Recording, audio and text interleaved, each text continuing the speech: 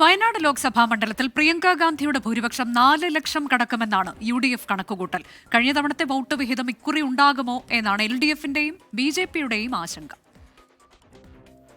പ്രിയങ്ക ഗാന്ധിക്ക് 5 ലക്ഷത്തിലധികം വോട്ടിന്റെ ഭൂരിപക്ഷം ലഭിക്കുമെന്നായിരുന്നു UDF നേതാക്കൾ പ്രചാരണ ഘട്ടത്തിലുടനീളം പറഞ്ഞിരുന്നത്. എന്നാൽ പോളിംഗ് കഴിഞ്ഞതോടെ അതിപ്പോൾ 4 ലക്ഷത്തിലേക്ക് ചുരുങ്ങി. കാരണം പോളിംഗ് ശതമാനത്തിലെ കുറവാണ്. 8% വോട്ടുകളാണ് കഴിഞ്ഞ തവണത്തേതിനേക്കാൾ കുറഞ്ഞത്.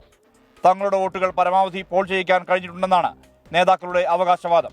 വയനാട് പാർലമെന്റ് മണ്ഡലത്തിൽ ഒരു 5 ലക്ഷം വരെ കടന്നു വരത്തക്ക രീതി 4 ലക്ഷത്തിന്റെ മേലെ എന്ത് വന്നാലും ഭൂരിപക്ഷം പ്രിയങ്ക ഗാന്ധിക്ക് ലഭിക്കും. അതിനുള്ള ഞങ്ങളുടെ ട്രെൻഡ് ഫോം ഞങ്ങൾക്ക് തിരിച്ചു കിട്ടി. 50,000-ഓളം വോട്ടുകളുടെ ഇടിവുണ്ടാകാൻ സാധ്യതയുണ്ടെന്ന് LDF കണക്കുകൂട്ടുന്നു. കഴിഞ്ഞ തവണ LDF നേടിയത് 2,83,023 വോട്ടുകളാണ്. അടിച്ചേൽപ്പിക്കപ്പെട്ട തെരഞ്ഞെടുപ്പായതിനാൽ ജനങ്ങൾക്കുണ്ടായ മടുപ്പാണ് പോളിംഗിൽ പ്രതിഫലിച്ചതെന്ന് LDF നേതാക്കൾ പറയുന്നു. രാഹുൽ ഗാന്ധി ഈ വയനാട് മണ്ഡലം ഇട്ടെറിഞ്ഞു പോവുകയും അദ്ദേഹത്തിൻ്റെ സഹോദരിയെ മത്സരിപ്പിക്കുമെന്ന് പറഞ്ഞതിൽ തന്നെ ഞങ്ങൾക്ക് ഇടതുപക്ഷത്തിന് അനുകൂലമായ ഒരു ജനവിധിയാണ് ഉണ്ടാകാൻ വേണ്ടി പോകുന്നത്. ജനങ്ങൾ കടുത്ത അസംതൃപ്തി UDFനോട് പ്രകടിപ്പിച്ചിട്ടുണ്ട്. കഴിഞ്ഞ തവണ BJP നേടിയത് 1,41,045 വോട്ടുകൾ. അത് ഇത്തവണ ആവർത്തിക്കുമെന്ന കാര്യത്തിൽ പാർട്ടിക്ക് ആശങ്കയുണ്ട്.